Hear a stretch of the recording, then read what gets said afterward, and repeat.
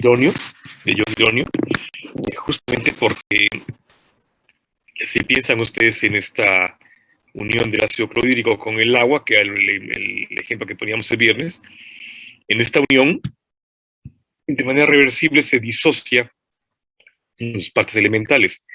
El ácido clorhídrico en hidrógeno y cloro, es decir, en el catión y el anión respectivamente, y el agua es también en sus partes elementales, su producto iónico, que es hidrógeno con oxidrilo, su catión isoanión.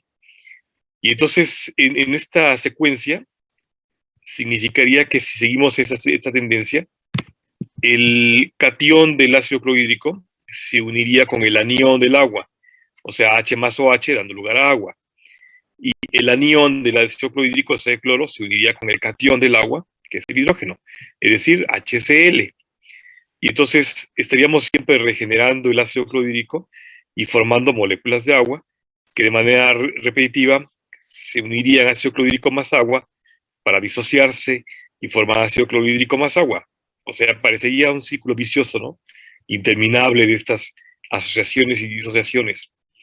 Por eso es que, en realidad, en el caso del ácido clorhídrico, que es el ejemplo que poníamos el viernes, es muy claro lo que decían estos investigadores, porque en todo caso el ácido clorhídrico con el agua, que sí se disocia efectivamente, eventualmente lo que forma es moléculas de ion hidróneo, con el cloro, por supuesto, como anión, de tal manera que aquí sí se vería cumplida la regla que decían ellos respecto a formar el ion hidróneo, porque en todo caso este ion hidróneo es el menos estable, recuerden, de las estructuras del agua.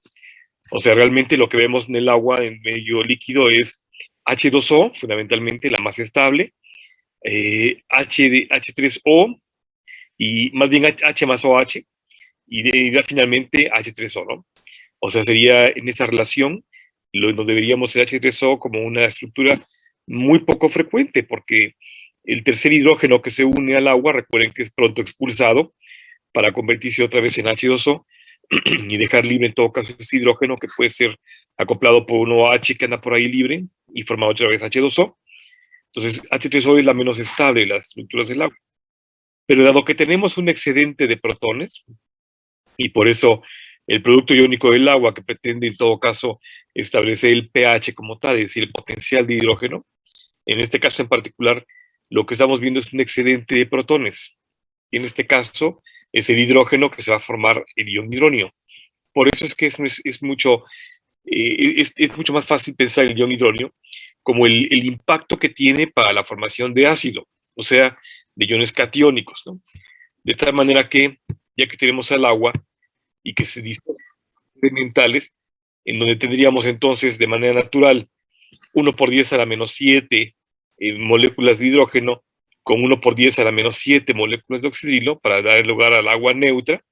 Cuando yo aumento la cantidad de estas moléculas protonadas, en este caso el hidrógeno para el ion hidróneo, lo que estoy haciendo es que aumento el pH. Pero en todo caso, me disminuye el pH de acidez, pero en todo caso lo que estoy haciendo es aumentar la cantidad de cationes.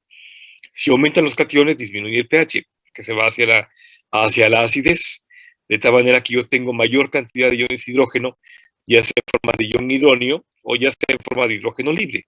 No uno de cada 555.555, sino más. Tal vez varias decenas o centenas de hidrógenos libres por cada 555.555 moléculas de agua. ¿Sí queda claro, chicos? Entonces dice que se va a estar uniendo y separando constantemente ahí. Siempre se va a estar, perdón, Omar. Uniendo y separando. Sí, todo el tiempo. Recuerda que el agua es una molécula dinámica que está todo el tiempo ionizándose y deiyonizándose consigo mismo. Por eso vemos esta relación de H más OH y H3O, porque todo el tiempo está robándole y quitándole a la vecina y se está asociando y disociando con otras moléculas del agua. De hecho, también por eso forma los puentes de hidrógeno, ¿no? Porque se está uniendo con otras moléculas del agua. Entonces, no solamente se roba el electrón del hidrógeno adyacente, sino además forma los puentes de hidrógeno, que suelen ser muy estables entre moléculas del agua. Si eso hace el agua, que es una molécula dinámica consigo, lo va a hacer con cualquier otra molécula que le pongamos enfrente, de ahí que sea el solvente universal, Omar. Entonces, pensar en eso es que no regeneramos el ácido clorhídrico solamente, sino que eventualmente formamos el ion hidronio o aumentamos la cantidad de hidrógeno libre en el agua y por eso se vuelve ácida. Por eso disminuye el pH, porque se vuelve más ácida. ¿Ya, Omar? Sí, gracias. Ok. Pues esa era la relación de lo que veíamos el viernes respecto al último ejercicio de pH que vimos, que no nos vamos a detener mucho más en esto porque no solamente van a calcular el pH de soluciones, que será para fines de laboratorio. Ya veremos que es más importante calcular el pH en plasma o en sangre para que ustedes identifiquen trastornos ácido-base, que más que calcular el pH del plasma a partir de estos elementos, o sea, no solamente de sodio, sino que lo van a calcular a partir de otros elementos importantes en la sangre que están disueltos, que en todo caso de la parte clínica, que será la gasometría arterial, ¿de acuerdo? En fin. Entonces, hay otro tipo de mol que no habíamos mencionado, y es importante mencionarlo ahora antes de que pasemos a lo siguiente, solamente para dejarlo claro. Ya conocimos el mol respecto al peso molecular en gramo, ¿no? Y el otro tipo de mol que no habíamos mencionado se refiere al número de partículas elementales que están en un átomo. De tal manera que esto se refiere a la masa atómica, ¿de acuerdo? Y en todo caso, este mol del que estoy hablando ahora, lo escribieron hace muchos años, lo escribió hace muchos años Amedeo Avogadro. Y en todo caso, Amedeo Avogadro lo que hizo es asumir que cualquier sustancia, como dice acá, que contiene el mismo número de partículas como hay en 12 gramos de carbono, o sea, un mol de carbono, él dijo que eran 6.023 por 10 a la 23 partículas. Este numerito, este numeral, 6.023 por 10 a la 23, es el número de Avogadro, ¿de acuerdo? Entonces, hay dos tipos de mol que ahora van ustedes a conocer. Ya conocimos el peso molecular gramo, y ahora hablaremos del último mol, que es el número de Avogadro, que también lo mencioné en el temario, ¿de acuerdo? ¿Queda claro, chicos? El estándar, gracias. El estándar será el, el mol de carbono, ¿de acuerdo? Ese es nuestro estándar. Y entonces, a partir de un mol de carbono, o sea, 12 gramos de carbono, uno asume que cualquier otro elemento, cualquier otro átomo, contiene el mismo número de partículas elementales. ¿Cómo es eso posible? ¿Cómo es posible que el carbono, que pesa 12, tenga el mismo número de partículas elementales que el hidrógeno, que pesa 1? Porque en todo caso, significaría que no estoy viendo solamente el electrón y el protón. El hidrógeno 1 tendría un protón y un electrón. En cambio, el carbono tendría mucho más electrones, ¿de acuerdo? También muchos más protones e inclusive tendría neutrones. Pero en todo caso, lo que estoy viendo son las partículas elementales, o sea, las partículas subatómicas. Quiero decir, los quarks, los hadrones, las partículas mucho más pequeñas que pudiéramos ver desde el punto de vista subatómico, ¿de acuerdo? A eso se refiere el número de Avogadros. Y en todo caso, partiendo de esta premisa, los 12 gramos de carbono que Amedeo Avogadro tomó como referente, estas, tendrían entonces el mismo número de partículas elementales que un gramo de hidrógeno, que 16 gramos de oxígeno, en fin, ¿de acuerdo? Los 40 gramos de sodio, cualquiera de ellos. De tal suerte que ese número de Avogadro es 6.023 por 10 a la 23 partículas elementales totales. Lo dijo este hombre, que en su momento, yo no sé por qué, la historia de la ciencia lo describe como un sex symbol de la época, si estaba re feo.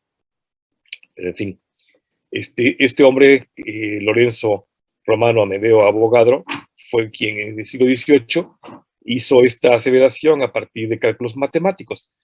No me pregunten cómo, no solamente no lo entiendo, no lo puedo explicar cómo lo hizo, ¿no? Pero él lo hizo.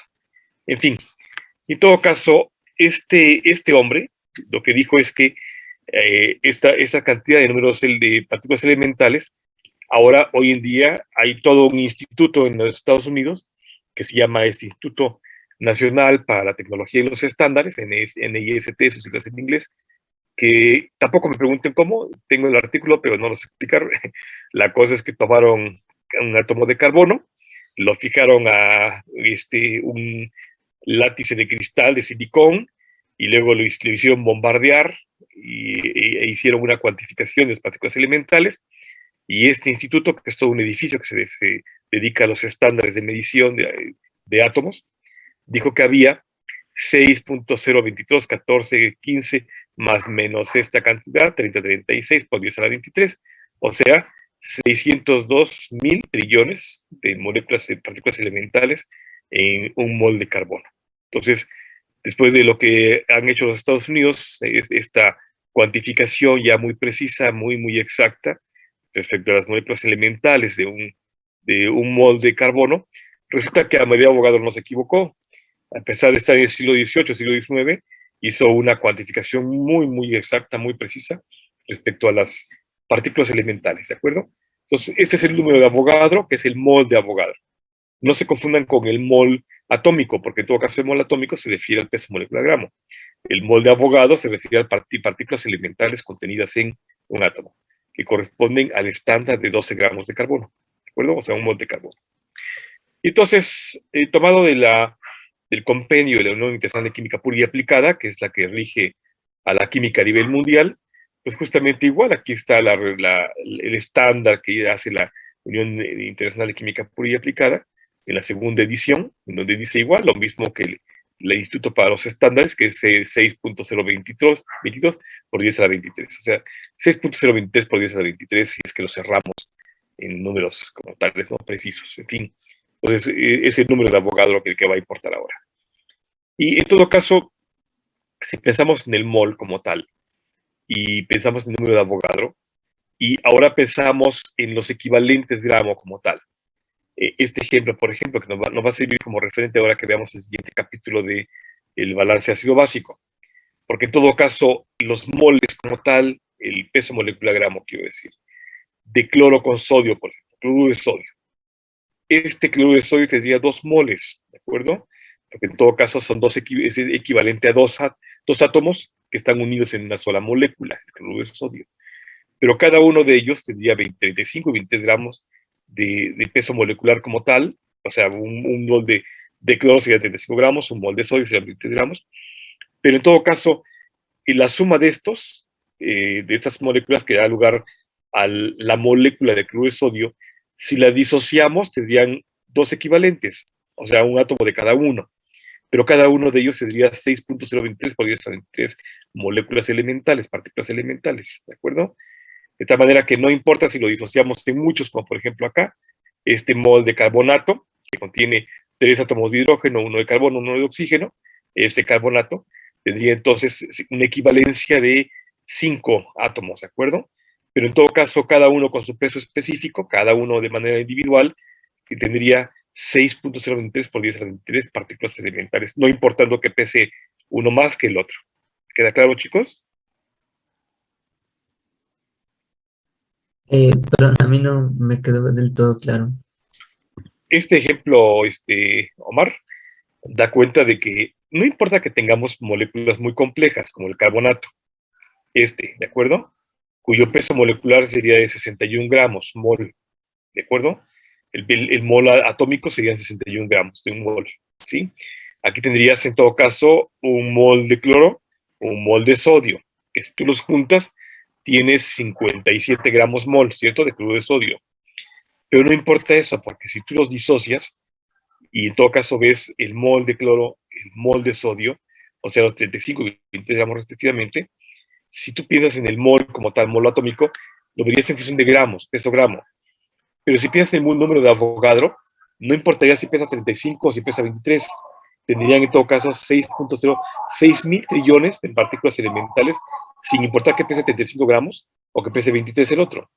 Tendrías el mismo número de partículas elementales, lo cual es interesante pensando, por ejemplo, en el hidrógeno, ¿no?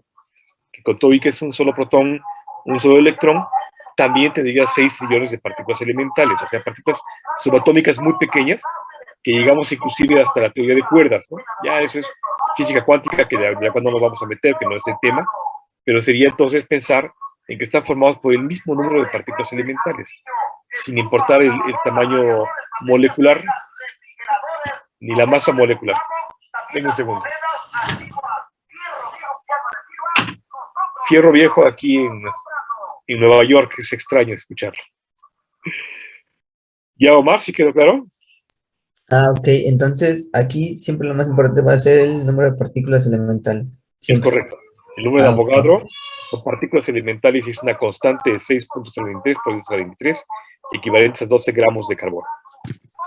Ok, gracias. Aquí estamos viendo la equivalencia, es decir, yo, el carbonato, que son 3 átomos de oxígeno, 1 de carbono, 1 de hidrógeno, 61 gramos mol, esto yo lo puedo disociar en 5 equivalentes, que son 3 de oxígeno, 1 de carbono y 1 de hidrógeno, ¿de acuerdo? Pero con todos esos 5 equivalentes, cada uno de ellos tendría 6.023 por 10 a la 23 moles, ¿de acuerdo? Según Avogadro.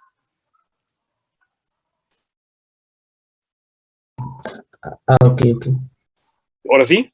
Sí, ahora sí. Ok. ¿Qué es esto mismo? Ve los 23 gramos de sodio, el gramo de hidrógeno, los 12 gramos de carbono, los 18 gramos de agua inclusive, todo ello sería equivalente a 6.03 por 10 a la 23 gramos mol de Avogadro, ¿sí? Ese mol de Avogadro. Son las partículas elementales que componen una molécula en particular, un átomo en particular, ¿ya?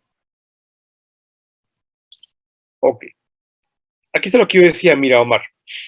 Aquí está el mol de sodio, 23, el mol de cloro, 35, y el mol de cloruro de sodio, son los 58 gramos, ¿de acuerdo? Que en todo caso, este mol atómico de cloruro de sodio se disocia en dos equivalentes, 23 y 35 respectivamente, de cloruro de sodio, pero son equivalentes gramos mol, ¿sí? O sea, es disociar en las partes elementales sin pensar en el número de partículas atómicas elementales, solamente en los átomos que lo componen de manera estructural, de manera íntima, ¿sí? ¿Ahora sí? Sí, bueno, sí. Ok, ahorita a ver si queda más claro. ¿Por qué es importante? Porque en todo caso, cuando yo hago las disoluciones, y ahora que entremos de lleno ya a ver el equilibrio ácido básico en el plasma, veremos que hay cosas que medimos y hay cosas que medimos en gramo, ¿de acuerdo? Y entonces, si pienso en estas sustancias, moles por litro, que estoy disolviendo en un volumen determinado, por ejemplo, el litro, que es mi estándar, ¿no? Tendré yo esta cantidad de gramos, perdón, por mol, perdón, por litro, gramos por litro, ¿de acuerdo? Pero en todo caso, tengo moles por litro. Mi unidad de cuantificación para estos átomos, para estas moléculas, serán moles por litro, porque en todo caso asumo que tengo el peso molecular de gramo, no el número de partículas elementales. Eso es disociarlo totalmente y analizarlo de manera muy íntima, muy pequeñita. No Avogadro, pues, no que tendría el mol atómico, en el que tendré yo moles de una molécula de un átomo por litro. Ese es mi estándar para medirlo. Y entonces, si pienso en eso, el mol, número de partículas, no de masa, que sería el Avogadro ahora sí, yo tendría, por ejemplo, moléculas de diferente tamaño, por tanto, de diferente peso. Ejemplo de ello es el cloro y el sodio, que pesan de manera diferente. Pero no importa que sean de diferente tamaño y diferente peso, porque si pienso en Avogadro, serían equimolares, o sea, no importa que tengo 4 chiquitas que este modelo más 2 grandotas, que sería equivalente a 4 grandotas con 2 chiquitas, ¿de acuerdo? Desde el punto de vista de Avogadro, la equivalencia es la misma, porque tengo en todo caso la misma suma de partículas elementales. Pero si pienso solamente en Avogadro, conste, porque en todo caso la masa de A, la masa atómica, sería mayor que la masa de B. Si es que pienso en perdón, sería menor, si es que pienso en la masa atómica como tal, o sea, en el peso molecular a gramo, que no sea lo mismo que el número de Avogadro. Sería equimolar el número de Avogadro, pero sería diferencial en el caso de la masa molecular, masa atómica. Si piensas en eso, las 4 moléculas pequeñas con 2 grandotas nunca sea lo mismo que pesar 4 enormes con 2 chiquitas. Evidentemente la masa B es mucho mayor desde el punto de vista de masa molecular, o sea, de mol gramo. En cambio, si pienso en Avogadro, sería equimolar. ¿Sí, ahora sí, Omar? O sea que mientras, por decirlo así, no importa el tamaño o la pieza, mientras de lo mismo, cumple ¿cómo se llama? Cumple la ley, ¿no? En el caso de Avogadro, sí. Ah, ok. Pero en el caso de masa molecular gramo, o sea, el mol gramo, no, porque ahí sí nos importa la masa, ¿de acuerdo? En el caso de la masa molecular sí nos importa, y en todo caso podríamos ver que hay una que es más pequeña que la otra, porque nunca sea lo mismo pensar en los 20 gramos de sodio contra los 35 de cloro. Aquí sí podemos ver la diferencia en el peso molecular, ¿ya? Sí, ahora sí me quedó claro. Ok. Esto lo destaco porque vamos a empezar a ver las unidades de medición a nivel de plasma. Y en todo caso, generalmente las expresamos así, en función de mol, o sea, el peso molecular gramo. Pero evidentemente no tenemos un mol de sodio, no tenemos tanta cantidad de sodio en la sangre. Tenemos cantidades del orden de milésimas de gramo, o sea, miligramo. En todo caso, veremos cómo el mol se convierte en milimol, que es 10 a la 3, o sea, 10, 3 fracciones adelante. Recuerden que el primer cero es la centena, el segundo la centena, el tercero es el millar. Por tanto, son milésimas de gramo. Y luego, generalmente tenemos micromoles, que es 10 a la menos 6, o más pequeñas todavía, trazas de algo que son nanomoles, que es 10 a la menos 9, o inclusive algunas que tenemos, como el oro, por ejemplo, en nuestro cuerpo, tenemos el orden de picomol, que es 10 a la menos 12, cada vez más pequeña la unidad. Generalmente esas unidades de medición son las que manejamos en nuestro plasma. Es decir, no tenemos gramos mol, no tenemos milimol, micromol, nanomol o picomol de alguna átomo o alguna molécula como tal. De tal manera que familiarícense con esto porque hablaremos de milimoles o de micromoles generalmente, rara vez de nanomol o picomol, pero sí de milimol y micromol muy, muy seguido. ¿De acuerdo? Ahora, si pienso en el mol, significaría que puedo tener la certeza del peso molecular. Sé exactamente cuánto pesa porque son los átomos como tal. Es una molécula o átomo conocido, ¿de acuerdo? Cuya composición es invariable. O sea, esta es muy constante, ¿de acuerdo? No puedo pensar en el oxígeno como un átomo que va a cambiar en mi cuerpo, sino que siempre es el mismo oxígeno. Rara vez nos sometemos a otras formas de átomo como isótopos, pero en todo caso los que nos forman generalmente son muy constantes, ¿de acuerdo? Por eso los empezamos en función de mol. En cambio, cuando tengamos moléculas o partículas de composición incierta, no podemos asumir que sea un mol y diremos de ellas en función de gramos litro. Por ejemplo, una proteína. Ya sé que, por ejemplo, tiene una secuencia, voy a poner un número cualquier arbitrario, una secuencia de 100 aminoácidos. Y yo puedo pesar exactamente cada aminoácido dependiendo de cuántos nitrógenos, cuántos carbonos, cuántos hidrógenos, cuántos oxígenos tenga.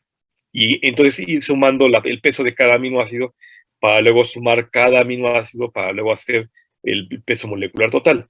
Yo puedo decir mol de proteína, ¿de acuerdo? Eso sí lo puedo decir si es que fuera constante. Pero las proteínas sufren cambios. Por ejemplo, ya conocieron ustedes ay, Dios mío, angiotensinógeno, que luego se convierte en angiotensina 1 y luego en angiotensina 2. Entonces, esta proteína que se secreta en el hígado se corta, tiene una secuencia de aminoácidos para convertirse en angiotensina 1. Y luego se vuelve a cortar por la enzima convertida en angiotensina para convertirse en angiotensina 2. De tal manera que no es precisa porque pierde secuencias de aminoácidos. ¿De acuerdo? Ese es un ejemplo de que pierde una secuencia de aminoácidos y en consecuencia pierde peso. Pero podría en todo caso pegarse de carbohidratos. Entonces, no solamente es el peso de la proteína, sino le sumamos el peso del carbohidrato. O podría tener alguna modificación como acetilación, como sulfatación, como metilación, en fin, cualquier otra cosa que agreguemos, alcoholización. Y entonces esas modificaciones hacen que la proteína sea incierta, porque no es pura, sufre cambios, ¿de acuerdo? Dependiendo del momento, de la vida de la proteína, del tejido sobre el cual se está expresando, de la función que tiene. Como no es constante la estructura química, es mejor decirle en función de gramos. O sea, yo asumo que pesa tantos gramos por litro, pero es un estándar, ¿de acuerdo? Pensando en que puede haber una variación de más, menos. En cambio, el mol es muy preciso y es invariable. ¿Sí queda claro? Repito, si nos referimos a átomos o moléculas, es fácil referirnos a ellos como mol, pero si es incierto como proteínas, carbohidratos, lípidos que pueden ser modificables, es mejor llamarlos de gramo litro. ¿Queda claro?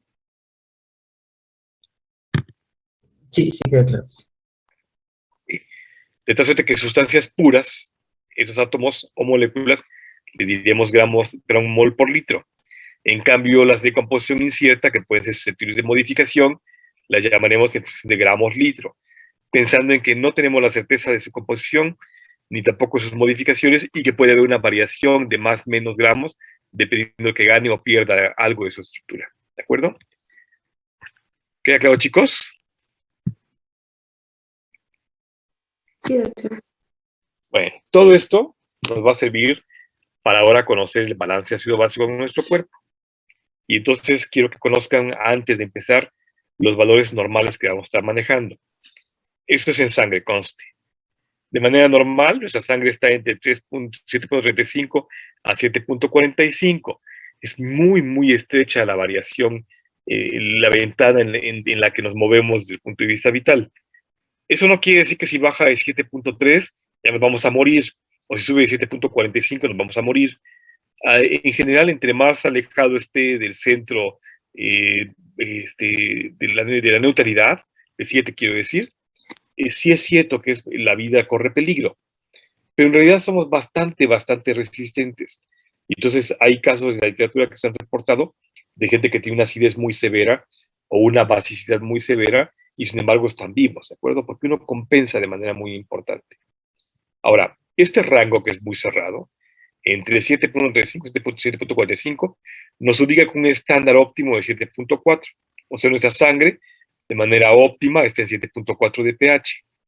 Pero este pH va a ser susceptible de modificarse por dos factores muy importantes. Por un lado, la presión parcial de dióxido de carbono, que es PCO2, que la medimos en milímetros de mercurio, es una fuerza de concentración de milímetros de mercurio a nivel de microcirculación plasmática. Y esta presión parcial de dióxido de carbono va entre los 36 y los 44 milímetros de mercurio, con una medida de 40. O sea, de manera natural, lo óptimo es que tengamos 40 milímetros de mercurio de presión parcial de dióxido de carbono. Es un gas, así es que más que la concentración, lo que medimos es la presión parcial. Y esto sería desde el punto de vista de los cationes. O sea, el dióxido de carbono se comporta como un catión muy importante en nuestra sangre. Y la contraparte para el dióxido de carbono, si eso sea el anión, el par conjugado, serían los iones carbonato, que en todo caso estos carbonatos los medimos en función de miliequivalentes, o sea, milésimas de un equivalente por litro. Nunca tenemos equivalente total. Tenemos igual que las otras que mencioné, igual que milimoles, tenemos miliequivalentes por litro. Y entonces tenemos más o menos 22 a 26 miliequivalentes por litro con una medida de 24.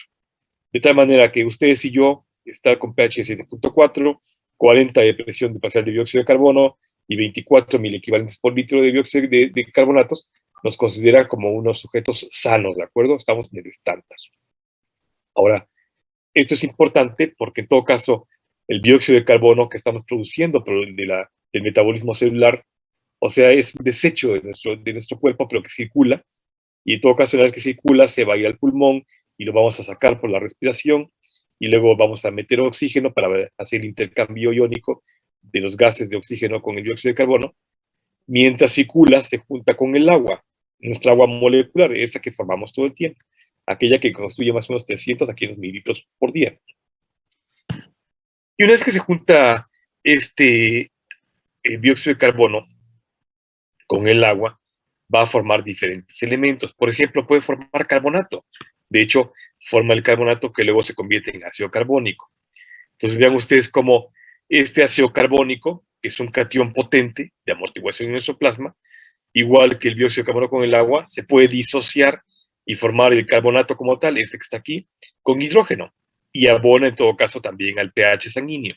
De tal manera que esta asociación y disociación del agua con otros elementos importantes en nuestro cuerpo, como el dióxido de carbono, nos lleva a formar sistemas de amortiguación, ácidos o bases débiles que van a estar interactuando con aquello que está en nuestro plasma para impactar de manera importante y llevar nuestro pH a lo más cercano hacia la neutralidad y en todo caso a la estabilidad.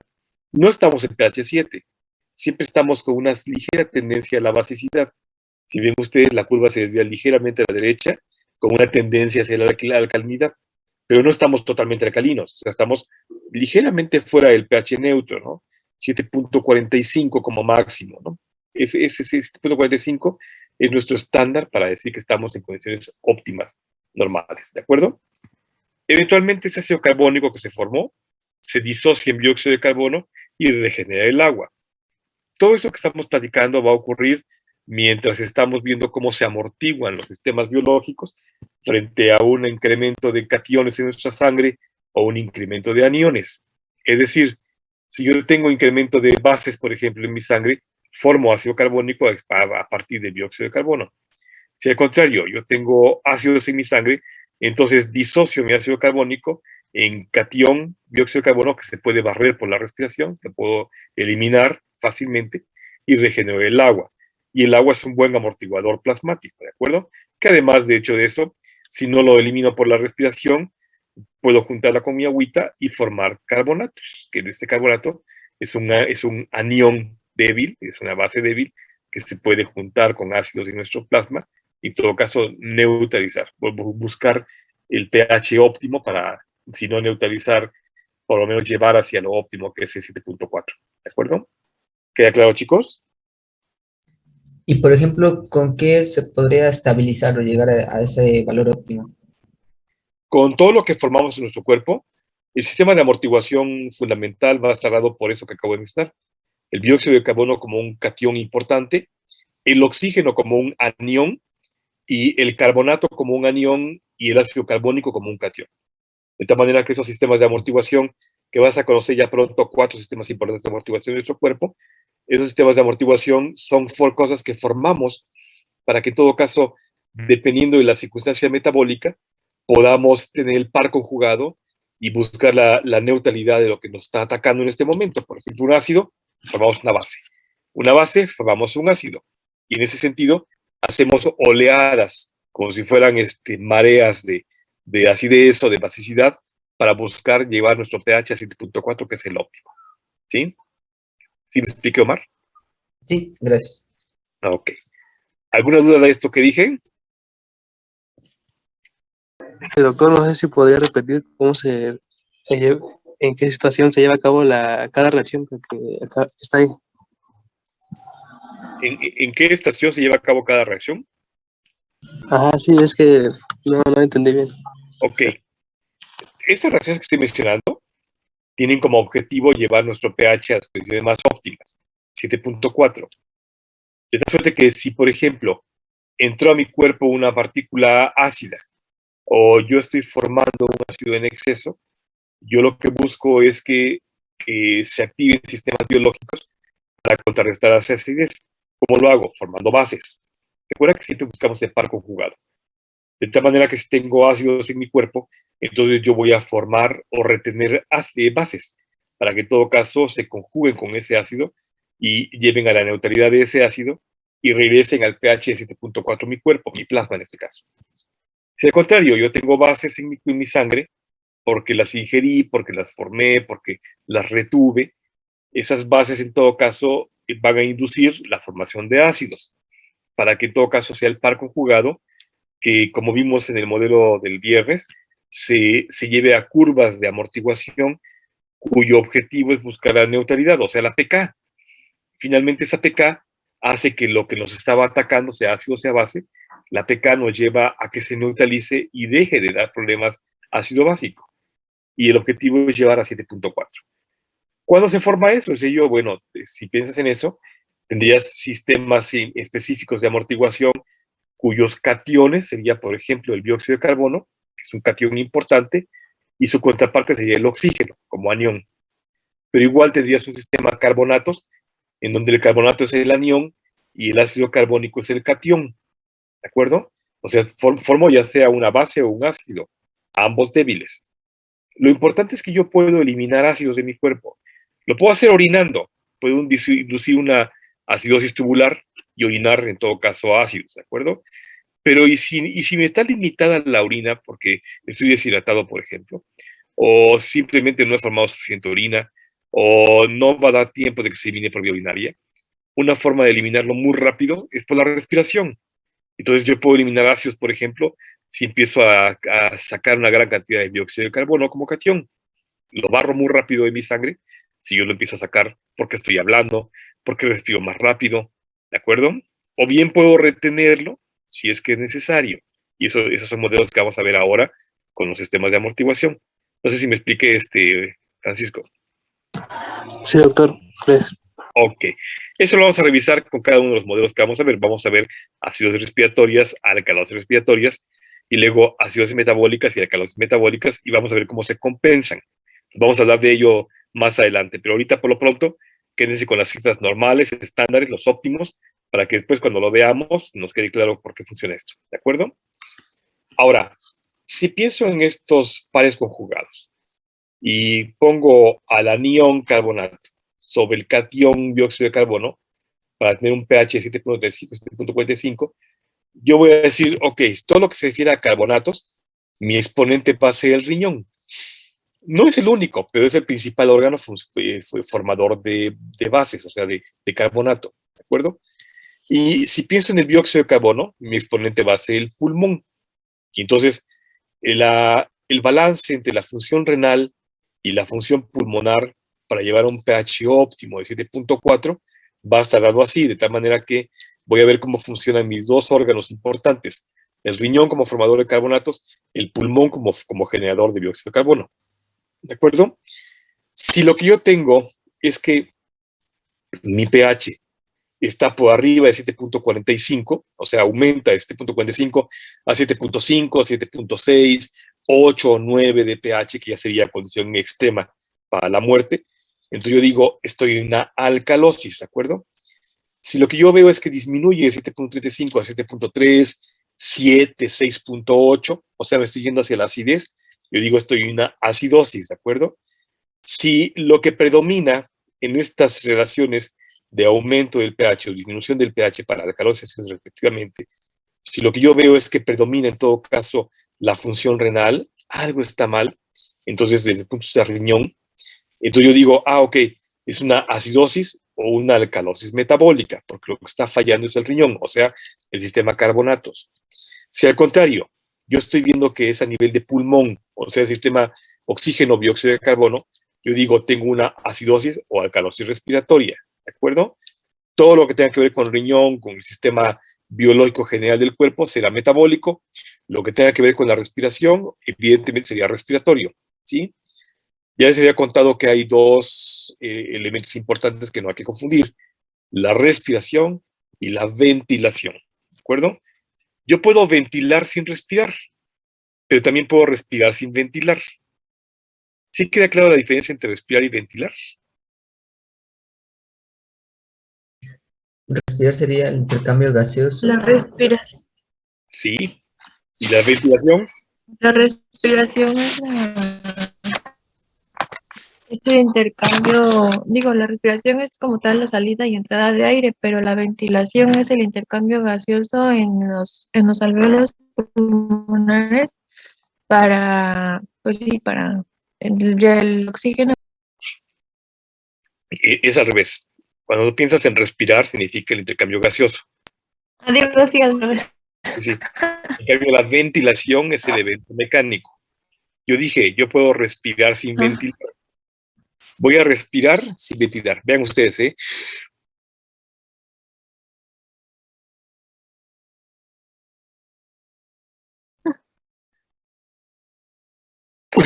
Dejé de ventilar unos segundos, pero mis células siguieron respirando.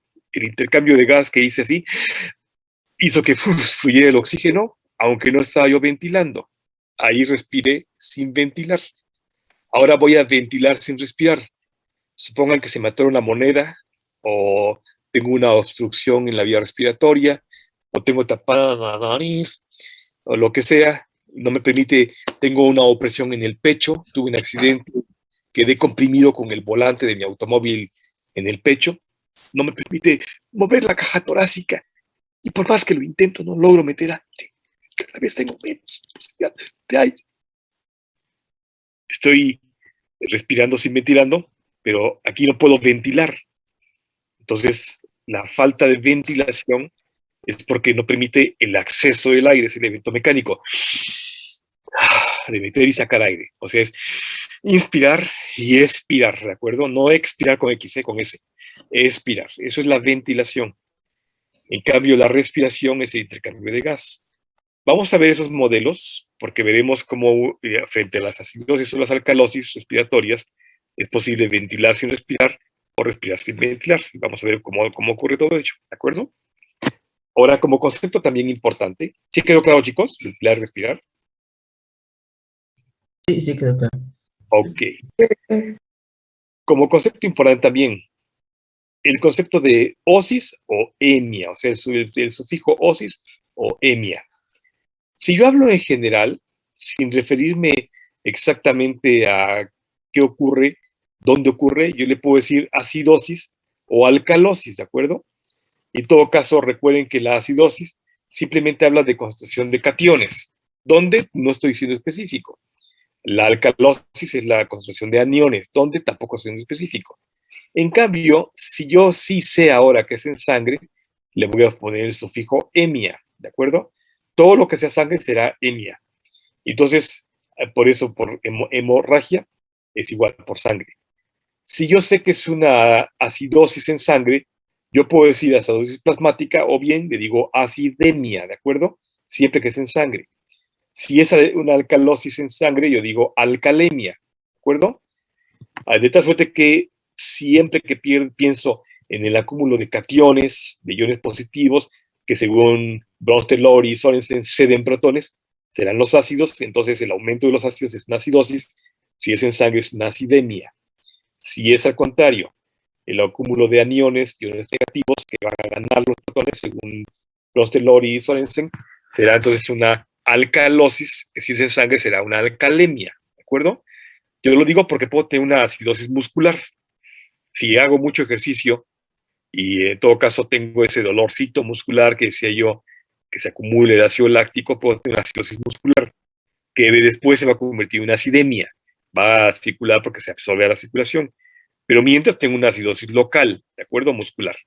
Entonces es correcto decir acidosis muscular y después se convierte en una acidemia. Puedo tener una acidosis gástrica. Si tengo un exceso de ácido en el estómago que me está provocando dolor, regurgitación ácida, este dolor en la boca del estómago, agruras, tengo una acidosis gástrica que se puede absorber a la circulación y convertirse en acidemia, es cierto. Pero mientras tengo una acidosis local, ¿de acuerdo? Puedo tener acidosis cerebral, puedo tener acidosis renal, puedo tener acidosis pulmonar. En todo caso, mientras no sea en la circulación, es correcto decir la acidosis, alcalosis. Cuando ya está en la sangre, entonces es correcto también decirle acidemia o alcalemia. ¿De acuerdo? ¿Sí queda claro, chicos?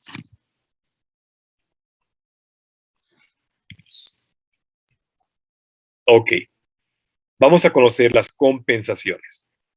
Para todo trastorno metabólico, la compensación va a ser respiratoria. Es igual, es un par conjugado. Para todo lo metabólico, voy a tener la respiración. Pero igual, en contraparte, para todo lo respiratorio voy a tener lo metabólico.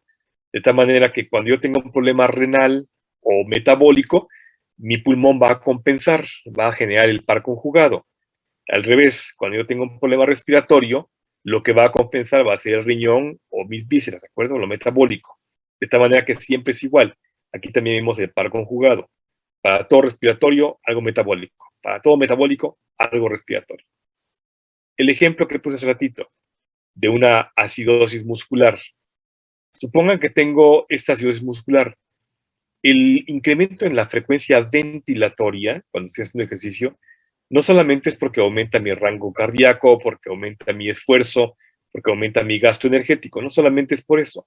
El aumento en la frecuencia ventilatoria tiene que ver con la compensación que está haciendo mi cuerpo frente a la acidosis muscular. De tal manera que esa acidosis muscular va a convertirse en una acidemia que mi cuerpo ya lo espera. Dice, ya espero esa oleada de ácidos de este cuate, ¿no? Ya me va a llegar, ya sé que me va a llegar. Así es que antes de que llegue, voy a empezar a compensar, respirando agitadamente, porque voy a eliminar ácidos. ¿Cuál ácido? El dióxido de carbono. Cada vez que yo hago la respiración agitada, rápida, saco una gran cantidad de dióxido de carbono. ¿De acuerdo? Entonces estoy empezando a compensar desde el punto de vista respiratorio lo que ya sé que me viene porque estás haciendo ejercicio. Igual si tuviera un problema metabólico, empiezo a respirar más rápido porque empiezo a eliminar ácidos. En todo caso, no solamente vea mi respiración agitada, voy a hacerla en cámara lenta. La realidad sería, si lo hago lento, vean cómo meto una gran cantidad de aniones y saco cationes. ¿De acuerdo? porque ya sé que me viene una acidosis. Entonces empiezo a compensar cuando yo respiro agitadamente porque meto aniones y saco cationes, ¿de acuerdo? Estoy compensando desde el punto de vista respiratorio algo metabólico que ya sé que viene, ¿sí? Si al contrario yo tuviera una alcalosis metabólica, entonces yo retendría dióxido de carbono y en consecuencia disminuye mi respiración.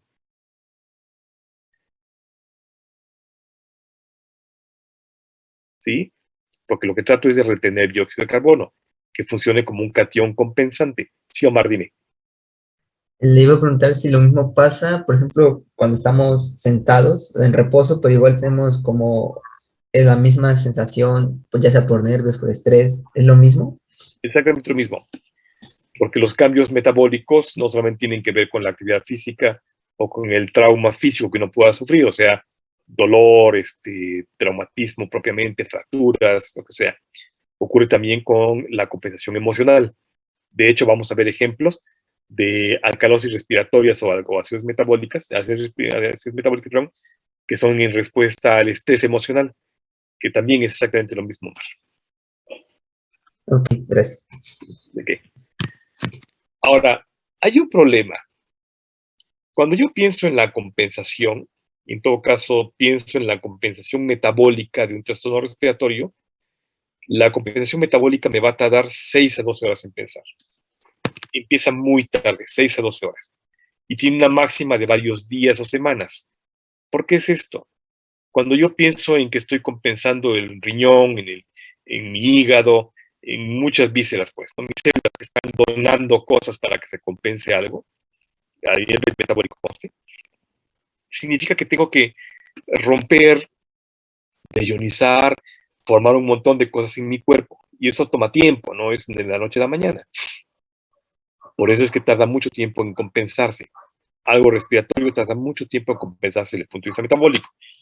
Y la curva va aumentando lenta y progresivamente a lo largo de 12 horas hasta varios días. Luego, para quitar esas cosas que yo generé, esas cosas que formé, que deioniceo, que formé en mi riñón, en mi hígado, en el vaso, en un montón de vísceras, para quitar todo eso me toma varios días, me deja un problema metabólico durante varios días. Por eso es que la compensación metabólica tarda mucho en compensar algo respiratorio y se mantiene durante muchos días. En cambio, la compensación respiratoria, algo metabólico, es muy rápido, casi es inmediato, ¿de acuerdo? Casi es inmediato en el momento en que está ocurriendo. Pero tiene una máxima de 12 a 24 horas que no se puede sostener más. Voy a poner un ejemplo más práctico. Pienso, por ejemplo, en un sujeto diabético que tiene un problema metabólico, ¿de acuerdo? Ese sujeto que tiene un problema metabólico se va a compensar desde el punto de vista respiratorio. Y entonces va de manera voluntaria, como lo acabo de hacer, o de manera involuntaria en el centro respiratorio, se induce la respiración rápida, agitada. Es inmediato. En el momento en que está ocurriendo el dolor, el estrés emocional, el estrés metabólico, el estrés muscular, físico, lo que sea, ¿de acuerdo? Es inmediato, ya sea voluntario, como lo acabo de hacer, o involuntario, que sin que yo lo piense, empiezo a respirar agitadamente, ¿de acuerdo? Eso es inmediato. Pero mi respiración se va a fatigar, mis músculos respiratorios, tanto los respiratorios propiamente como los accesorios que van a conocer con anatomía, se van a agotar muy fácil, porque entran en una fatiga muscular que es natural, de tal manera que no puedo sostenerlo durante más de 12 o 24 horas. Llega un punto en que me canso y aunque yo quiera compensar, ya no voy a tener las fuerzas para hacerlo, ¿de acuerdo? Por eso es que la compensación respiratoria a un problema metabólico es inmediato, pero no se sostiene durante más de 24 horas.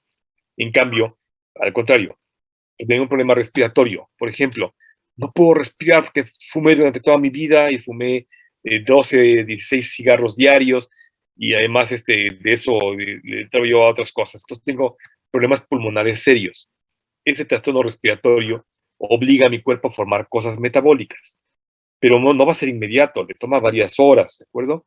Y se sostiene durante varios días. Después de eso tengo que hacer oleadas. Una oleada, por ejemplo, ¿no? Una oleada de álcalis que luego tengo que echarle ácidos para neutralizarlo. Y ahí va. Luego vuelve a subir los álcalis, porque eché mucho ácido y tengo que volver a echar ácido para neutralizarlo. De esta manera que vamos viendo cómo se van cruzando oleadas de ácido con álcali para poder compensar eso a lo largo de varios días o semanas inclusive. ¿Sí queda claro, chicos?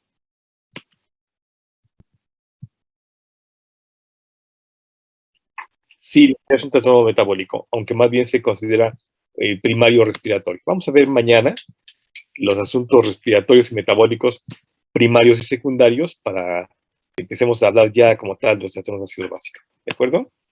¿Dudas, chicos? Todo bien, doctor. Ok. La sonrisa del día. A ver, Juanito, sonríe. Eso. Marifer, sonríe. Dani. Gracias. Nos vemos mañana, chicos. Mañana platicamos de esos trastornos ácidos básicos. Vamos a